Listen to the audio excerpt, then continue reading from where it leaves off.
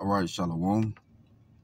First and foremost, I want to give all praise, honor, and glory to Yahawah, bahasham, Yahawashi, bahasham, Rawchaa Qadash. Double honors to my teachers, the apostles and elders of Great Millstone. Much respect to the brothers laboring worldwide in truth and sincerity.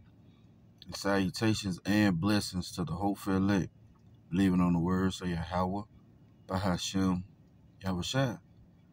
This is the book of 2nd Ezra, chapter 15, and verse 1. Behold, speak thou in the ears of my people the words of prophecy, which I will put in thy mouth, saith the Lord. That's why we are spiritual forecasters, all right? We are letting you know what's going on in the world and marrying it with the prophecy of the scriptures, all right? And that's how we measure the times. That's how we know where we at in this process, okay? It says, and cause them to be written in paper, for they are faithful and true. Yeah, every words of Yahawah are going to come to pass, all right? It says, fear not their imagination against thee. Let not the incredulity, yeah, that word incredulity goes into unbelief, of them trouble thee that speak against thee. Yeah, don't worry about it, all right? And why? For all the unfaithful, not some, right? For all the unfaithful shall die in their unfaithfulness. Behold, saith the Lord, I will bring plagues upon the world, sword, famine, death, and destruction. So those are some of the plagues that the Lord says he's going to bring upon the world. Now, I want to do a quick Google search. I've done it before, all right, of this word plague. Real quick. Plague. All right. It says, of course, we know about the contagious bacteria disease, right? But I want to get this right here.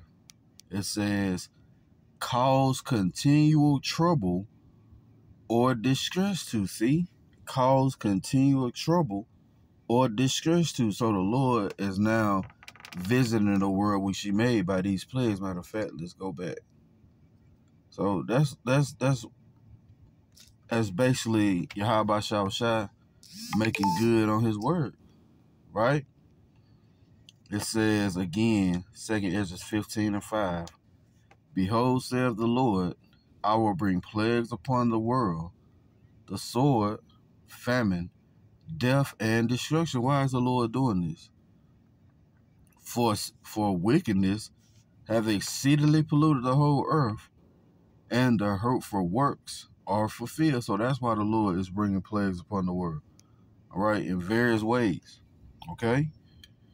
It says, therefore, saith the Lord, I will hold my tongue no more as touching their wickedness. And how is the Lord speaking? Through his men, all right? The spiritual forecasters, all right? We see things through the spirit, you know, when an article come up or a video come across our feed, you know, and then we marry with the scriptures to let the believers, all right, know what time we in, okay?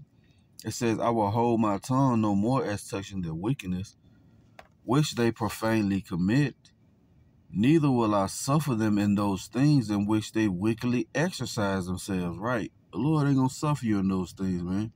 You've been getting away with wickedness for so long, you think that's how it's supposed to be. No. It says, behold, the innocent and righteous blood crieth unto me, and the souls of the just complain continually. And that's what you're witnessing. The souls of the just complaining continually. We just came by the Day of Atonement, right? Where prayers were sent up, okay? Curses were sent up against our enemies, okay? Why? Because we ready to get the hell out of here. We complaining continually, man. We understand this is not our rest. So when we see an article or a video talking about destruction or death or anguish, all right, we rejoice because we know it's going to bring an end to this system, okay?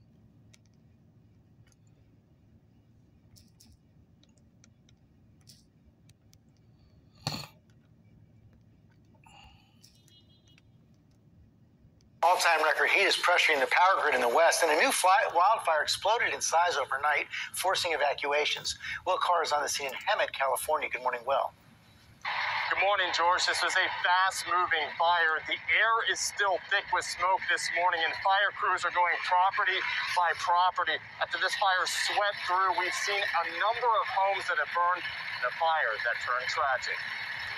Overnight, a deadly fire sparking in California, joining several rapidly spreading wildfires in the state amidst a record-breaking heat wave. At least 1,500 households forced to evacuate after the Fairview fire exploded in the city of Hemet, scorching more than 2,700 acres, killing 2 civilians. We have a big evacuation order put in place due to extreme fire conditions that we're witnessing right now. The flames engulfing everything, burning homes, destroying cars, scorching structures, burning them to the ground. Firefighters rushing to stop the spread. Fueled by dry conditions and strong winds, the fire's only 5% contained. Over in this direction, it was just a huge black cloud of smoke, and it was coming towards us. To the north, the mountain fire climbing to more than 11,000 acres, burning for its 5th day, just 20% contained. The west reeling from a summer of dangerous heat. California state officials now urging residents to cut down on power to avoid blackouts. We're still in high fire danger here this morning. We're expecting temperatures well above 100, both here and across large parts of the state throughout the rest of the week. Hi, everyone. George Stephanopoulos here. All right. Deadly wildfires, right? To other news now, and rescue teams are searching for hundreds of people left stranded or feared missing a day after a strong earthquake hit southwest China. At least 65 people are now known to have died when the 6.8 magnitude quake struck Sichuan province. Millions of people in the region were already dealing with a COVID-related lockdown. Well, let's cross live to Beijing, where we can speak to our correspondent, Stephen McDonnell. Stephen, the lockdown presumably means that there would be more people indoors and at risk from an earthquake than would normally be the case. Well, the fortunate thing is that where the earthquake actually hit is not the big cities where people are locked down. So, for example, if it had been Chengdu, where there are tens of millions of people confined to their homes, you can imagine what a disaster that would have been. And there's been footage all over social media here, by the way, of residents pouring out of buildings after they felt even though that wasn't the epicenter, they felt the earthquake, trying to leave the compounds where they live, and emergency workers saying, well, you can't, don't worry, it's not so serious, this earthquake. Very heated scenes indeed. But where the earthquake really hit, the epicenter is to the west of Sichuan, in the west of Sichuan, up on the Tibetan Plateau. Now, at the best of times, that can be a pretty remote area to move around. The bad news for rescue teams there is that more rain is predicted over the next 3 days. Now, you imagine, there you are, there are hundreds of workers at the moment, rescue workers, trying to reach people who are thought to be trapped under rubble and the like, and you're attempting to cut through collapsed parts of buildings or rock or whatever, and having to do that with the rain as well, it's very tough. Another problem is that that area is known for its hydropower, so they're having to check all the hydropower facilities. Obviously, that would be pretty disastrous if that was damaged. And what's more is that the earthquake has created these mudslides which have come down into rivers and sort of formed natural, if you like, dams, lakes, rivers that should become lakes. Now the rain's coming and filling those dams up. Of course, the problem could be that eventually they burst and then you get flash flooding. So a lot of problems to consider for the emergency teams working right now in Sichuan. And there's calamity on top of calamity. All right? Disaster on top of disaster. Okay? These are the works of Yahawashi. Floods are not uncommon in Central Africa, but this time the rainfall came early and was a lot more abundant, wreaking havoc in the region, specifically in the landlocked country of Chad, experiencing the heaviest seasonal rainfall in over 30 years. And in the recent weeks alone, over 340,000 people and more than 55,000 households have been impacted by unprecedented flooding caused by torrential rainfall. And due to the intense rainfall, thousands were forced to flee their flooded homes over the past month. The capital is only navigable by boat, which is why families have to pile into wooden boats just to cross streets. Local authorities need to take responsibility and help our district build canals to evacuate water from the stormwater management ponds. These ponds are full and water is overflowing into the houses. None of the district's neighborhoods were spared by the floods this year. It's really sad to see so many people suffering. We need to urgently find a solution to evacuate all that water. According to officials, this was the first time since 1990 that the country has witnessed such heavy rainfall. Entire towns have been submerged underwater, forcing many residents to abandon their homes and live in shelters.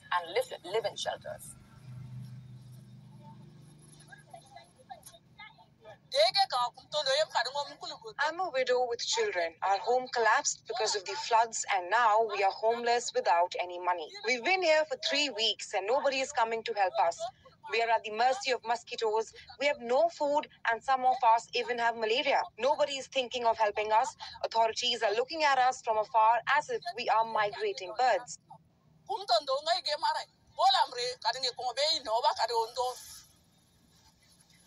Though the government has set up an emergency crisis committee to help the flood-affected people with food, blankets, and health kits, many residents staying at the local school say that they are still waiting for government help. See, these are all signs letting us know where we at in the prophecies, man. You know, letting us know that we need to come back to Yahawah in spirit and in truth, man. All right, while the evil days come not. This is 2nd Ezra, chapter 9, and verse 1. He answered me then and said, measure thou the time diligently in itself, and when thou seest part of the signs past, which I have told thee before, then shalt thou understand that it is the very same time wherein the highest will begin to visit the world which he made. Well, how is the Lord visiting the world which he made? How is Yahawah visiting the world which he made? Well, we've seen examples of that. 3 examples, right? This is Isaiah chapter 29 and verse 6. It reads, thou shalt be visited of the Lord of hosts, the Lord of army, right? With thunder and with earthquake and great noise, with storm and tempest, see? And the flame of devouring fire. So the Lord is visiting this place, man. All right, in various ways. Let's go back. 2nd Ezra 9 and 2. It says, then shalt thou well understand that it is the very same time wherein the highest will begin to visit the world which he made. Therefore, when there shall be seen earthquakes and uproars of the people in the world, then shalt thou well understand that the Most High spake of those things from the days that were before thee, even from the beginning. So all things we are seeing occur is nothing more than prophecy, right? For like all that is made in the world hath a beginning and an end, and the end is manifest. Yeah, the end is manifest. Let's get this word manifest. Simple Google definition. It says the end is manifest. Manifest. It says clear or obvious to the eye or mind. See that? Clear or obvious to the mind, to the eye or mind. So it should be clear, all right, to the believers, all right? But most of these people are oblivious of what's going on. They don't have a clue what the Lord is doing in the earth, right? It says, even so, this is 2nd Ezra 9. Look at Esau. What happened to the screen? Hold up. Bear with me. Let's try and reload this. I've never had that happen before. Wow. Bear with me.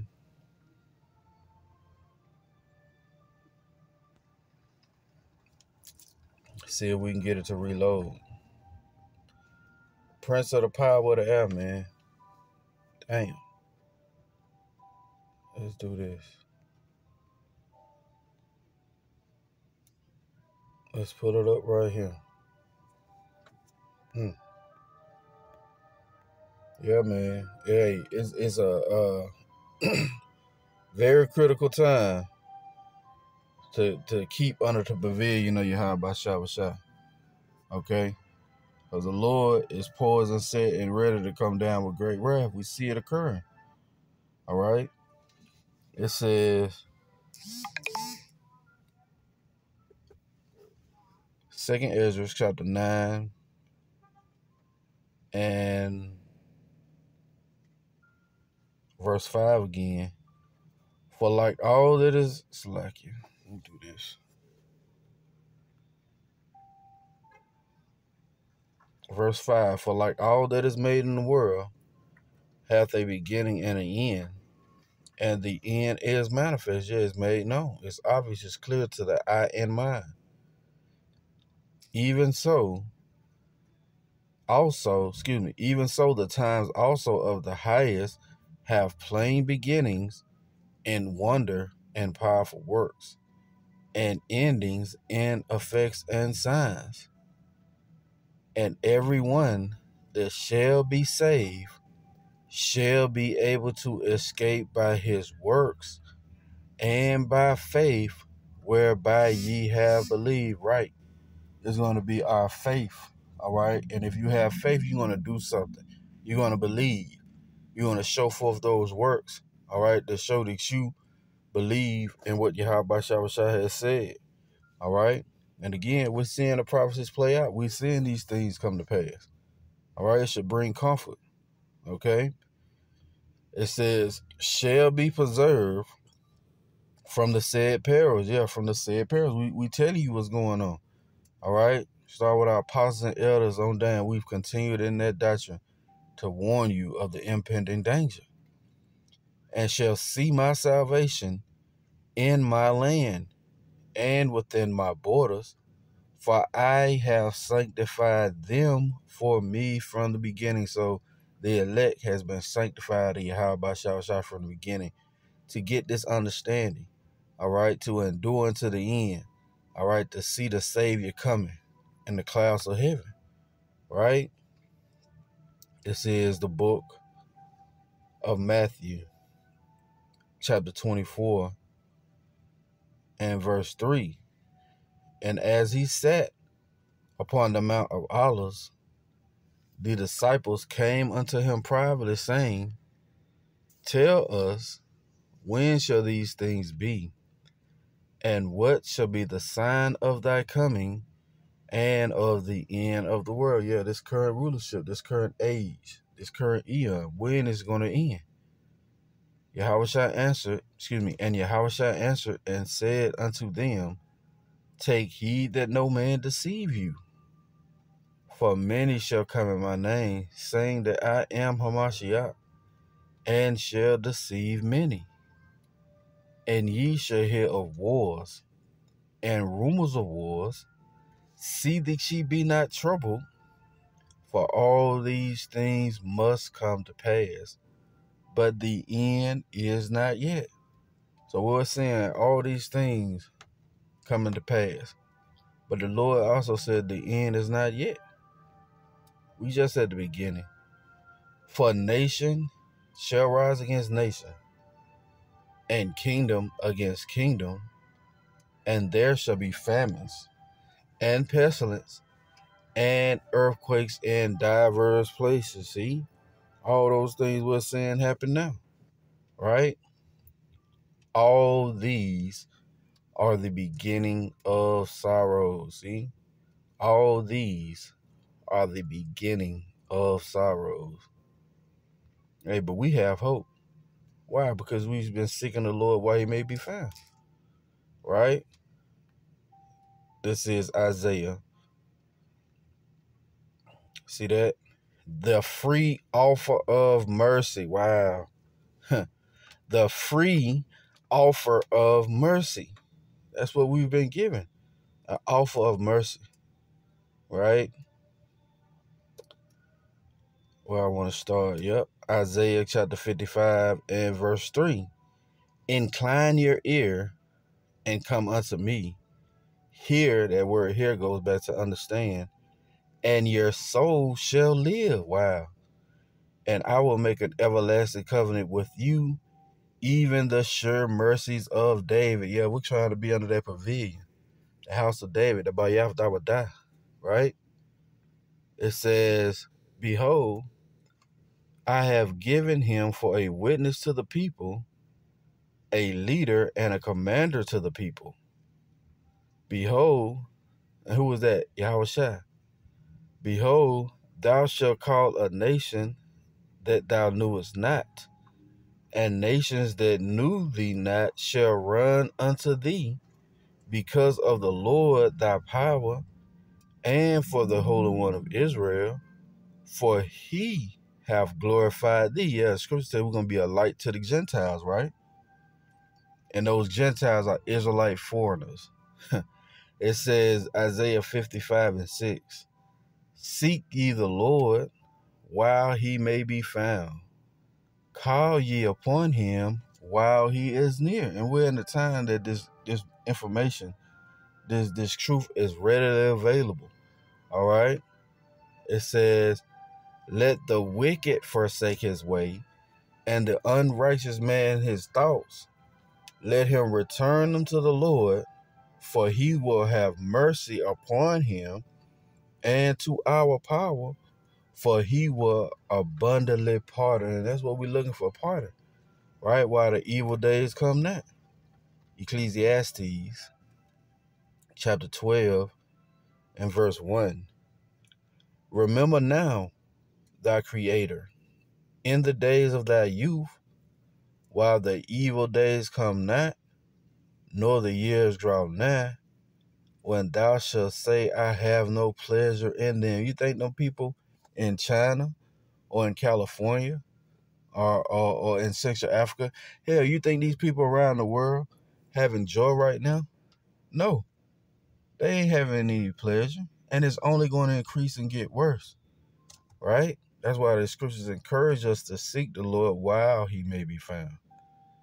It says, while the sun or the light or the moon or the stars be not darkened, nor the clouds return after the rain. Yeah, you don't have any no vision, no knowledge. All right, everything is going to fall apart. These people are going to be in perplexity. Okay, they're not going to have any answers. Okay, but for us who see these things occurring and happening, all right, it should boost our faith. It should encourage us more and more to go harder for Yahawah, right? This is the book of Luke, chapter 21, and verse 29. And he spake to them a parable. Behold the fig tree and all the trees. When they shoot forth, ye see and know for your own selves that summer is now nigh at hand, right? We see the flowers blooming, all right, the bees buzzing, right? We know we're entering into a new season, right? So likewise ye, when ye shall see these things come to pass, know ye that the kingdom of the Most High is at hand. And that's what we at. The kingdom of Yahawashi is at hand. We right there at the cusp. So I pray this has been edifying. I want to give all praise, honor, and glory to Yahawah, bahasham, Yahawashi, bahasham, Rawchaa Qadash, Double honors to my teachers, the apostles, and elders of Great Millstone. Lord willing, come next year with another lesson. Till the next time, I say Shalom, DTA, and a Bible ball. Soon.